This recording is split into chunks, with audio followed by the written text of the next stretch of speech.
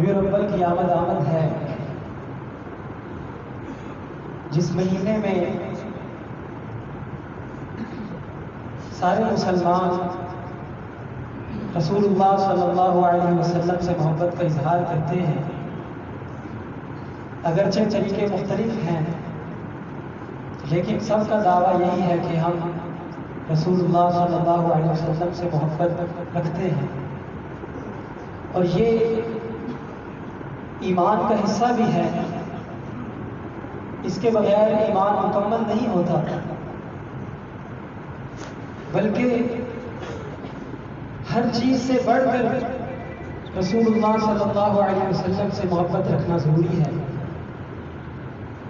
صحیح بخاری کی حدیث نمبر 15 اور صحیح مسلم کی حدیث نمبر 44 میں جو سیدنا انس رضی اللہ تعالیٰ عنہ سے مروی ہے کہ قال رسول اللہ صلی اللہ علیہ وسلم لا يؤمن احدكم حتى اكون احب اليه من والده وولده والناس اجمعين،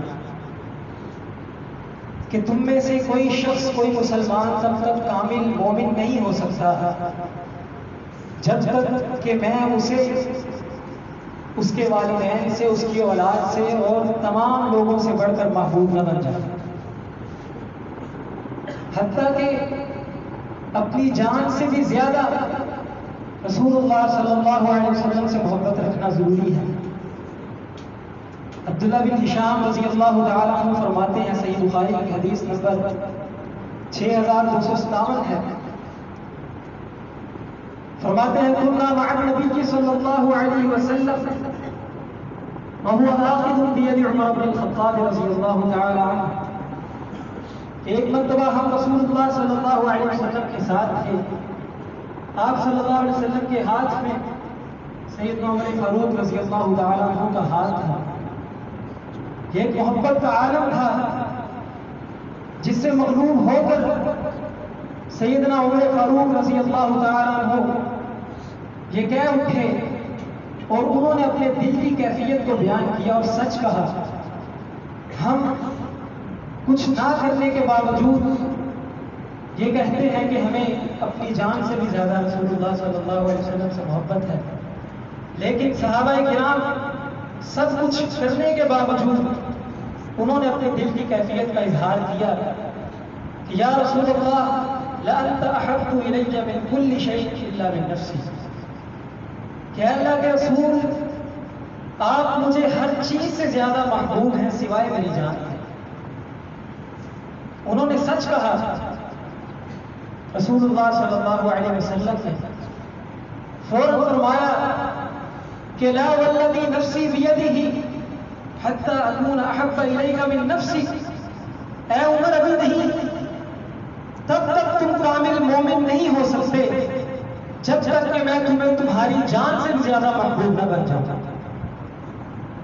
فوراً سیدنا عمر فاروق رضی اللہ تعالیٰ عنہ نے جب سنا کہ یہ ایمان کا مسئلہ ہے، فوراً کیا اٹھے کہ ولیکن الآن حتی تکون احب الی من نفسی، اے اللہ کے نبی اب آپ مجھے میری جان سے بھی زیادہ محبوب ہیں۔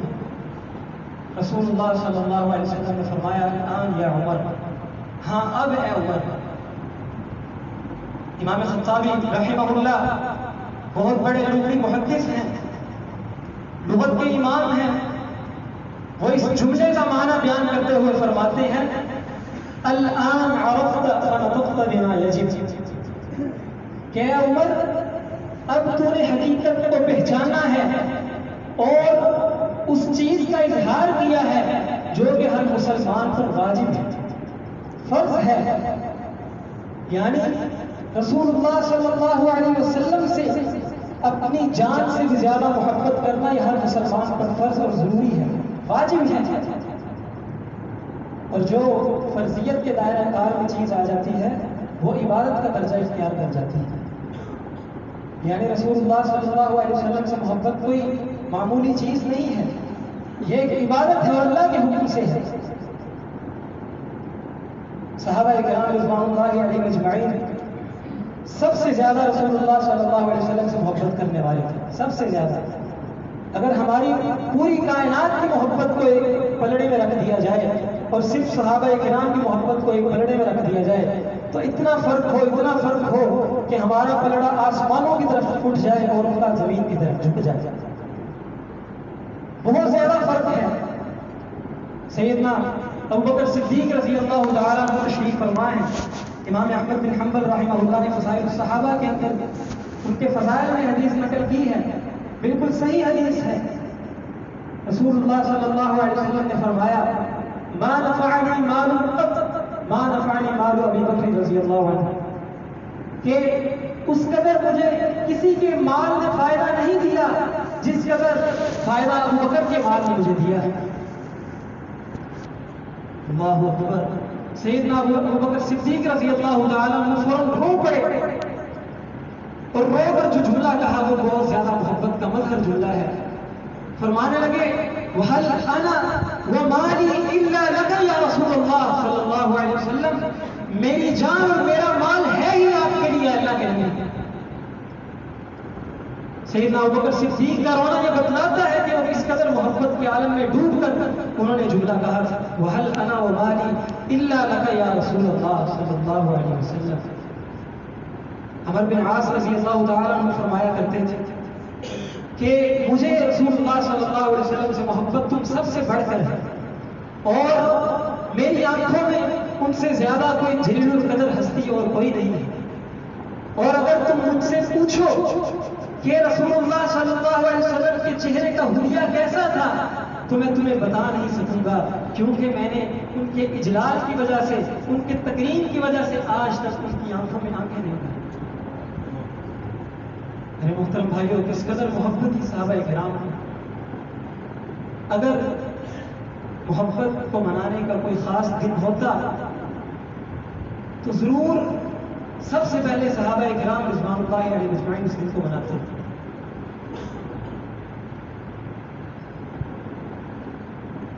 ان سب کے باوجود میرے محترم بھائیوں, کیا صرف رسول اللہ صلی اللہ علیہ وسلم سے محبت ہی کافی ہے یا اور بھی تقاضے موجود ہیں؟ ہاں, رسول اللہ صلی اللہ علیہ وسلم کی محبت کے ساتھ ساتھ ان کی اتباع اور ان کی پیروی ہر ایک ادا میں, ہر ایک قول میں, ہر ایک فعل میں ضروری ہے. بلکہ تب تک محبت کا دعویٰ تسلیم نہیں کیا جائے گا جب تک ہم اپنے محبوب کی ہر ایک ادا کو اپنانے کی کوشش نہیں کرتے. ابن القیم رحمہ اللہ روضۃ المحبین کے اندر صفحہ نمبر 147 میں لکھتے ہیں کہ جب کوئی انسان کسی سے محبت کرتا ہے تو اس کے محبت کی علامت اور دلیل یہ ہے کہ وہ اپنی خواہش پر اس کی خواہش کو ترجیح دیتا ہے, اس کی خواہش کو مقدم رکھتا ہے اور اس کی خواہش کے آگے سر تسلیم خم کر دیتا ہے. اور فرماتے ہیں کہ محبت کرنے والوں کی 3 قسمیں ہیں. بعض لوگ کسی سے اس وجہ سے محبت کرتے ہیں کہ ہمیں اس سے کچھ چاہیے, مفاد کی خاطر کچھ لینے کے لیے وہ محبت کرتے ہیں. اور بعض لوگ اپنے محبوب کی ذات کی وجہ سے اس سے محبت کرتے ہیں, اس کی خوبصورتی کی وجہ سے, اس کے حسن کی وجہ سے, مال کی وجہ سے, اور کچھ نہیں چاہیے ہوتا لیکن وہ محبت کرتے ہیں اس کی ذات کی وجہ سے. اور تیسری قسم کے وہ لوگ ہیں جو محبوب کو چاہنے کے ساتھ ساتھ اس کی چاہت کو بھی چاہتے ہیں, اس کی مراد کو بھی چاہتے ہیں. جو محبوب چاہتا ہے وہی اس کی چاہت بن جاتی ہے. یہ سب سے اعلیٰ قسم کے لوگ ہیں. ابن القیم رحمہ اللہ فرماتے ہیں صحیح محبت وہی رکھتا ہے جو اپنے محبوب کی چاہت کو مقدم رکھتا ہے. اسی وجہ سے اللہ رب العزت نے فرمایا سورہ آل عمران میں قل ان کنتم تحبون اللہ فاتبعونی یحببکم اللہ ویغفر لکم ذنوبکم. اے نبی ان سے کہہ دیجئے اگر تم اللہ رب العزت سے محبت کا دعوے دار ہو تو پھر اللہ رب العزت نے ایک کسوٹی اور ایک معیار مقرر کیا ہے اور وہ ہے اتباع رسول اللہ صلی اللہ علیہ وسلم کی پیروی. اگر تم اس معیار پہ پورا اترو گے تو پھر یقیناً تم اللہ رب العزت سے محبت کے دعوے میں سچے ہو, ورنہ تمہاری محبت کو کوئی فائدہ نہیں ہوگا. اتباع رسول اور رسول اللہ صلی اللہ علیہ وسلم کی پیروی یہ محبت کے لیے ضروری ہے. اور پھر اللہ رب العزت نے انبیاء اور رسول کی بعثت کا مقصد یہ قرار دیا، بھیجنے کا مقصد یہ قرار دیا، جیسا کہ سورہ نساء میں فرمایا وما ارسلنا من رسول الا ليطاع باذن اللہ، کہ ہم نے جو بھی رسول بھیجا اس کو بھیجنے کے پیچھے ایک مقصد ہے کہ اس کی اللہ کے حکم سے اطاعت کی جائے، اللہ کے حکم سے اس کی پیروی کی جائے، اللہ کے حکم سے. یعنی اگر ہم رسول اللہ صلی اللہ علیہ وسلم کی اتباع اور پیروی کرتے ہیں تو یہ اللہ کا حکم ہم مانتے ہوئے کرتے ہیں، اللہ کا حکم مان رہے ہیں. اور اگر ہم رسول اللہ صلی اللہ علیہ وسلم کی اتباع نہیں کر رہے تو ہم اللہ کے حکم کو ٹھکرا رہے ہیں.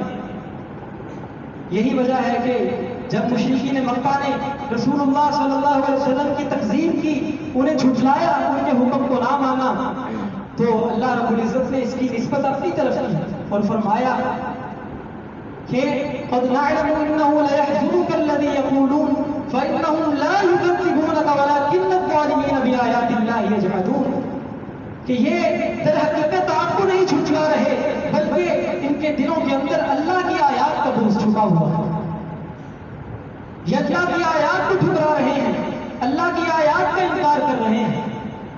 اس لیے رسول اللہ صلی اللہ علیہ وسلم کی بات کو نہ ماننا یہ اللہ کا حکم، اللہ کے حکم عدولی ہے، اور رسول اللہ صلی اللہ علیہ وسلم کی اطاعت کی ہے اللہ رب العزت کی اطاعت ہے.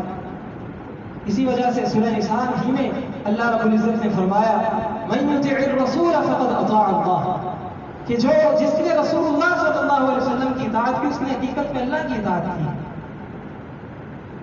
گویا یہ اللہ رب العزت کا حکم بھی ہے اور اللہ رب العزت کی اطاعت بھی ہے، اور پھر اللہ رب العزت نے اسی اطاعت کے اندر ہدایت کو محصور اور مقید کر دیا ہے، منحصر کر دیا ہے کہ جب تم رسول اللہ صلی اللہ علیہ وسلم کی اطاعت نہیں کرو گے تب تک تم ہدایت یافتہ نہیں ہو سکتے. سورہ نور آیت نمبر 56 میں اللہ رب العزت نے فرمایا وَإِن تُطِيعُوهُ تَهْتَدُوا، اگر تم رسول اللہ صلی اللہ علیہ وسلم کی اطاعت کرو گے تو ہدایت یافتہ ہوگے. یہ اسلوب شرط ہے، یعنی اگر یہ شرط پائی جائے گی تو پھر اس کا نتیجہ نکلے گا. اگر اطاعت ہوگی تو ہدایت ہوگی، اگر اطاعت نہیں ہوگی تو جتنی مرضی تم ہدایت کے متلاشی کر دو ہدایت نہیں مل سکتی. بدعات کے ذریعے اللہ رب العزت کو کبھی تقرب حاصل نہیں ہو سکتا، بدعات کے ذریعے اللہ رب العزت سے ہمیشہ دوری نصیب ہوگی. اطاعت اللہ رب العزت کو راضی کرنے کا اور اللہ رب العزت کا تقرب حاصل کرنے کا ایک ہی ذریعہ ہے، وہ رسول اللہ صلی اللہ علیہ وسلم کی اتباع اور پیروی ہے. میرے محترم بھائیوں، یہ اتباع اور پیروی ہمارے لیے کیسے آسان ہو سکتی ہے؟ اگر ہم قرآن مجید کی ایک ہی آیت کے اندر غور و فکر کر لیں تو ہمارے لیے یہ معاملہ سلجھ جاتا ہے، یہ الجھن ختم ہو جاتی ہے. اللہ رب العزت کا قرآن مجید انتہائی جامع معنی ہے، بہت ہی خوبصورت کتاب اور اپنے اندر معانی کا الفاظ و معانی اور مفاہیم کا سمندر بند کیے ہوئے ہیں. ایک ہی آیت میں اللہ رب العزت نے اس معاملے کو سلجھا دیا اور فرمایا سورہ احزاب میں آیت نمبر 21 میں لقد كان لكم في رسول الله اسوة حسنة. ہم یہ آیت بار بار سنتے ہیں اور صرف اتنی ہی سنتے ہیں، لقد كان لكم في رسول الله اسوة حسنة. یقیناً تمہارے لیے رسول اللہ صلی اللہ علیہ وسلم کی زندگی میں بہترین اسوہ اور نمونہ ہے. یہ ہم آیت سنتے ہیں اور سمجھتے ہیں، لیکن اگلا جو ٹکڑا ہے جس کا اس پچھلے ٹکڑے کے ساتھ انتہائی گہرا تعلق ہے، ہم اس آیت کو کبھی نہیں سنتے اور نہ سمجھنے کی کوشش کرتے ہیں. آگے اللہ رب العزت نے کیا فرمایا لمن كان يرجو الله واليوم الآخر وذكر الله كثيرا. یہ رسول اللہ صلی اللہ علیہ وسلم کی زندگی کس کے لیے نمونہ ہے اور کون اس زندگی کو اچھی طرح اپنا سکتا ہے، کون رسول اللہ صلی اللہ علیہ وسلم کی آسانی کے ساتھ پیروی اور اتباع کر سکتا ہے؟ وہ شخص جس کی امیدوں کا مرکز اللہ رب العزت کی ذات ہے، جو دنیا سے کچھ نہیں چاہتا، دنیا سے اپنا صلہ نہیں چاہتا، عمل کرتا ہے تو اللہ رب العزت کے لیے کرتا ہے، اللہ رب العزت پر ایمان رکھنے والا ہے، اللہ رب العزت کے لیے عمل کرنے والا ہے. والیوم الآخر، اور آخرت کے دن پر ایمان رکھتا ہے، آخرت کے دن کے لیے عمل کرتا ہے، اخلاص کے ساتھ عمل کرتا ہے، دنیا سے لینے کے لیے نہیں عمل کرتا۔ وذکر اللہ کثیر، اور تیسری صفت کیا ہے کہ کثرت کے ساتھ اللہ رب العزت کا ذکر کرنے والا ہے، ذکر بھی اور ذکر بھی، ذکر بھی اور ذکر بھی، ذکر لسانی کو کہا جاتا ہے، زبان سے اللہ رب العزت کا ذکر کرنا اور اپنی زبان کو اللہ کے ذکر سے تر رکھنا، یہ ذکر ہے۔ اور ذکران قلبی، دل سے اللہ رب العزت کو یاد رکھنا، ہر وقت اللہ رب العزت کا تصور انسان کے دل میں مستحضر رہے، جب بھی کوئی گناہ کرنے لگے فوراً اللہ رب العزت کی یاد اسے روک دے۔ یہ دل سے اللہ رب العزت کو یاد رکھنا، یہ انسان کو کبھی نقصان اور گھاٹے میں نہیں جانے دیتا۔ اسی وجہ سے سیدنا موسیٰ علیہ السلام جب اللہ رب العزت نے انہیں فرعون کے پاس بھیجنا چاہا تو یہ حکم دیا تھا وَلَا تَنِيَا فِي ذِكْرِي، میرے ذکر میری یاد میں کمی نہ کرنا، سستی اور کوتاہی نہ کرنا۔ اس کا نتیجہ کیا ہوا کہ جب پیچھے فرعون کا پورا لشکر کھڑا ہے، آگے سمندر کی بڑی بڑی لہریں ہیں، درمیان میں موسیٰ علیہ السلام اور ان کی قوم بنی اسرائیل پھنسی پڑی ہے۔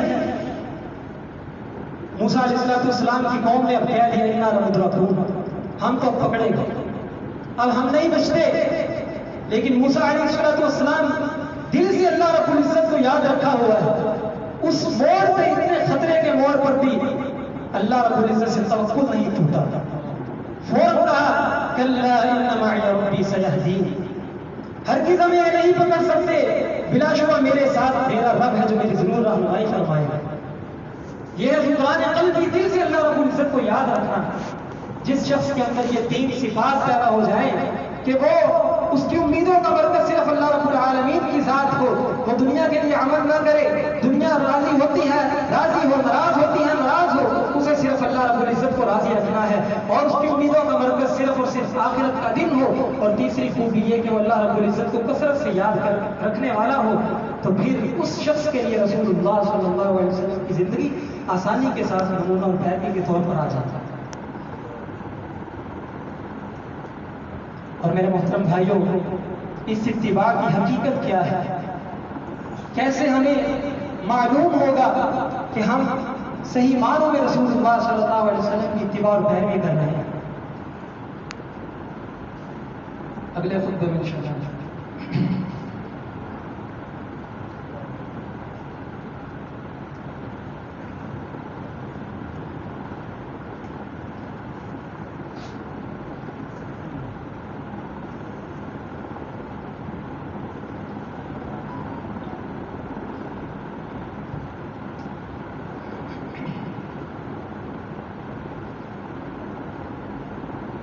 الحمد لله نحمده ونستعينه ونستغفره ونعوذ بالله من شرور أنفسنا وسيئات أعمالنا، من يهده الله فلا مضل له ومن يضلل فلا هادي له، وأشهد أن لا إله إلا الله وحده لا شريك له، وأشهد أن محمدًا عبده ورسوله، أما بعد فإن خير الحديث كتاب الله، وخير الهدي هدي محمد صلى الله عليه وسلم، وشر الأمور محدثاتها، وكل محدثة بدعة، وكل بدعة ضلالة۔ يا أيها الذين آمنوا اتقوا الله حق تقاته ولا تموتن إلا وأنتم مسلمون۔ يا أيها الناس اتقوا ربكم الذي خلقكم من نفس واحدة وخلق منها زوجها وبث منهما رجالا كثيرا ونساء، واتقوا الله الذي تساءلون به والأرحام، إن الله كان عليكم رقيبا۔ يا أيها الذين آمنوا اتقوا الله وقولوا قولا سديدا، يصلح لكم أعمالكم ويغفر لكم ذنوبكم ومن يطع الله ورسوله فقد فاز فوزا عظيما. أما بعد، کسی بھی عمل کا تعلق 6 چیزوں میں سے کسی ایک چیز کے ساتھ ہو تو اس عمل کے ثابت رسول اللہ صلی اللہ علیہ وسلم سے ثابت ہونے کے ساتھ ساتھ جس چیز کے ساتھ اس عمل کا تعلق ہے اس چیز کا بھی رسول اللہ صلی اللہ علیہ وسلم سے ثابت ہونا ضروری ہے، ورنہ وہ عمل دائرہ سنت سے نکل کے دائرہ بدعت میں داخل ہو جاتا ہے. اور وہ 6 چیزیں کون کون سی ہیں؟ پہلی چیز عمل کا سبب ہے، عمل کی وجہ، اور دوسری چیز وہ عمل کی جنس ہے، اور تیسری چیز وہ عمل کی کیفیت، چوتھی عمل کی مقدار، اور پانچویں عمل کا زمانہ، اور چھٹی چیز وہ عمل کی جگہ ہے. اگر ان 6 چیزوں میں سے عمل کا تعلق کسی چیز کے ساتھ ہے تو اس چیز کا بھی رسول اللہ صلی اللہ علیہ وسلم سے ثابت ہونا ضروری ہے. مثال کے طور پر یہ عمل کا سبب ہے، مغرب کی نماز ہم ادا کرتے ہیں، اس کا ایک سبب وہ سورج کا غروب ہونا ہے. جب سورج غروب ہوتا ہے تب ہم مغرب کی نماز ادا کرتے ہیں. اب اس عمل کا تعلق اس سبب کے ساتھ جوڑا گیا ہے، جب سورج غروب ہوگا تو ہم مغرب کی نماز ادا کریں گے. اب یہ عمل بالکل ٹھیک ہے اور منشاء ربانی کے مطابق ہے، کیونکہ جس سبب کے ساتھ اس عمل کو جوڑا گیا ہے وہ سبب رسول اللہ صلی اللہ علیہ وسلم سے ثابت ہے کہ آپ نے غروب آفتاب کے وقت مغرب کی نماز ادا کی ہے. اگر ہم ایسے سبب کے ساتھ کسی عمل کو جوڑیں جو سبب رسول اللہ صلی اللہ علیہ وسلم سے ثابت نہیں تو وہ عمل اللہ کے حضور قابل قبول نہیں ہوتا. مثال کے طور پر شب معراج ہے، 27 رجب کو منائی جاتی ہے اور لوگ تہجد کی نماز کا اہتمام کرتے ہیں. یہ عمل بہت خوبصورت ہے، بہت خوبصورت عمل ہے، بلکہ ایک حدیث کے مطابق من قام بعشر آیات لم یکتب من الغافلین، کہ اگر کوئی شخص تہجد کے وقت صرف 10 آیات کی تلاوت کر لے قیام کی حالت میں، تہجد کی حالت میں، اللہ رب العزت اسے غافلین کی لسٹ سے نکال دیتا ہے، وہ اس میں غفلت نہیں رہتا. بڑا خوبصورت عمل ہے، لیکن جس سبب کے ساتھ اسے جوڑا جا رہا ہے وہ سبب رسول اللہ صلی اللہ علیہ وسلم سے ثابت نہیں. شب معراج کی وجہ سے رسول اللہ صلی اللہ علیہ وسلم نے نہ تہجد پڑھی اور نہ تہجد پڑھنے کا حکم دیا ہے، تو وہ سبب بھی رسول اللہ صلی اللہ علیہ وسلم سے ثابت ہونا چاہیے. اسی طرح دوسری چیز وہ عمل کی جنس ہے. ہم عید کے موقع پر اونٹ، گائے، بکرا، دمبا وغیرہ ذبح کرتے ہیں، یہ قربانی بالکل ٹھیک ہے کیونکہ تمام اجناس رسول اللہ صلی اللہ علیہ وسلم سے ثابت ہے. اگر ہم کوئی شخص یہ کہے کہ میں ہر کو اللہ رب العزت کی راہ میں قربان کرتا ہوں، اس کا گوشت بڑا لذیذ ہوتا ہے اور بہت مہنگا ہوتا ہے، تو میں اللہ کا تقرب حاصل کرنے کے لیے اور مزید ثواب حاصل کرنے کے لیے یہ عمل کرتا ہوں، یہ قربانی کرتا ہوں، تو اس کی قربانی قبول نہیں ہوگی کیونکہ جنس رسول اللہ صلی اللہ علیہ وسلم سے ثابت نہیں ہے. اسی طرح عمل کی کیفیت ہے، نماز کی ایک پوری کیفیت ہے. پہلے قیام ہے، پھر رکوع، پھر سجدہ، پھر قومہ، پھر سجدہ، پھر جلسہ، پھر سجدہ، پھر تشہد. یہ پوری کیفیت ہے اور اس میں اطمینان اور اعتدال ہونا چاہیے.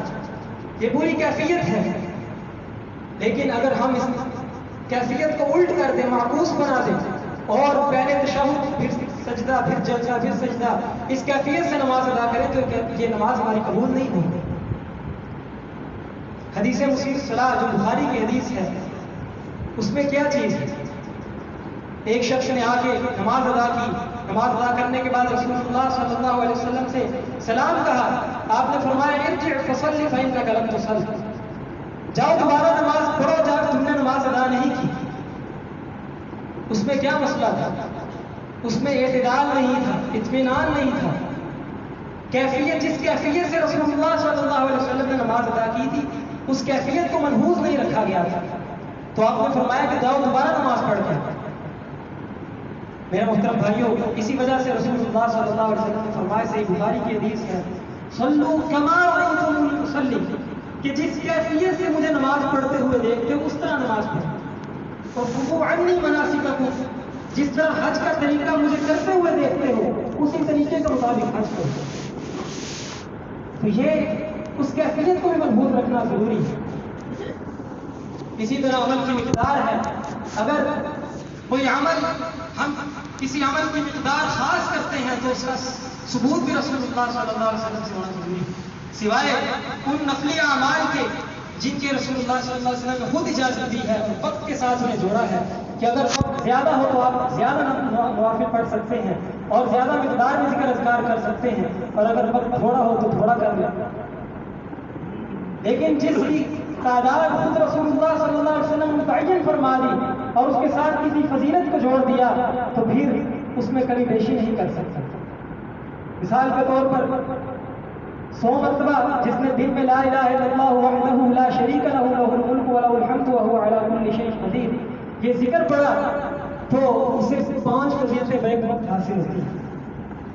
اسے اسماعیل علیہ السلام کی اولاد سے 10 غلاموں کو آزاد کرنے کے برابر ثواب ملتا ہے. پھر اسے اس کی 10 نیکیوں میں اضافہ ہوتا ہے، 10 گناہ معاف کر دیے جاتے ہیں، اور پھر شام تک اس سے شیطان نہیں چھو سکتا، شیطان اسے بہکاوے میں نہیں لے آ سکتا. اور اسی طرح قیامت والے دن اس سے بڑھ کر کوئی خوبصورت عمل اللہ رب العزت کی بارگاہ میں پیش نہیں کر سکے گا سوائے اس شخص کے جس نے اس سے زیادہ یہ ذکر کیا ہو. کس قدر زیادہ فضیلت ہے، اور اس کی تعداد 100 ہے. اگر کوئی شخص 120 مرتبہ پڑھے اور کہے کہ 100 کی تعداد اسی میں آ جاتی ہے اور مجھے فضیلت حاصل ہو جائے گی، تو پھر رسول اللہ صلی اللہ علیہ وسلم کا 100 کی مقدار متعین کرنے کا فائدہ کیا ہے؟ علماء کرام کا یہی فتویٰ ہے کہ 100 مرتبہ ہی پڑھیں گے تو ہمیں یہ فضیلت حاصل ہوگی. اسی طرح عمل کی جگہ ہے. اگر کوئی عمل کسی ہم خاص جگہ میں کرتے ہیں تو اس جگہ کا بھی ثابت ہونا رسول اللہ صلی اللہ علیہ وسلم سے ضروری ہے. اب وقوف عرفہ ہے، میدان عرفات کے اندر ہم کرتے ہیں. طواف ہے، یہ بیت اللہ کے ارد گرد کیا جاتا ہے. اگر یہ اعمال ہم کسی اور جگہ پہ شروع کر دیں تو کیا وہ حج بن سکے گا؟ کیا وہ عمل اللہ رب العزت کی بارگاہ میں قبول ہو سکے گا؟ جس طرح کے سہون کا حج ہے جو غریبوں کا حج کہا جاتا ہے، وہاں پہ بیت اللہ بھی بنایا گا، اس کے ارد گرد طواف بھی کیا جاتا ہے. میرے محترم بھائیوں، یہ بدعت ہے اور یہ اللہ رب العزت کے حضور یہ وبال بن جائے گا. من احدث فی امرنا ھذا ما لیس منہ فہو رد. جس شخص نے بھی اس دین کے اندر کوئی نیا اضافہ کیا جو اس دین کا حصہ نہیں ہے، فہو رد، تو وہ عمل مردود ہے، اللہ رب العزت کے یہاں قبول نہیں ہے. اسی طرح عمل کا زمانہ ہے. اگر کوئی عمل کسی زمانے کے ساتھ ہم خاص کرتے ہیں تو اس کی دلیل بھی چاہیے. اب رمضان المبارک کے روزے ہیں، ہم ایک خاص وقت میں رکھتے ہیں، رمضان المبارک کا مہینہ ہے. اب ان روزوں کو ہم کسی اور مہینے میں رکھنا شروع کر دیں تو عمل قبول نہیں ہوگا. اسی سے ہم کہتے ہیں کہ رسول اللہ صلی اللہ علیہ وسلم سے محبت یہ بہت افضل عمل ہے، لیکن اسے ایک خاص وقت کے ساتھ خاص کر دینا، اس کے لیے دلیل چاہیے. اس کے لیے رسول اللہ صلی اللہ علیہ وسلم سے ثبوت چاہیے، تب وہ دائرہ سنت کے اندر آئے گا اور عمل اللہ رب العزت کے ہاں قبول ہوگا. اللہ تعالیٰ سے دعا ہے کہ اللہ تعالیٰ میں عمل کرنے کی توفیق نصیب فرمائے. سبحان ربک رب العزت عما یصفون وسلام علی المرسلین.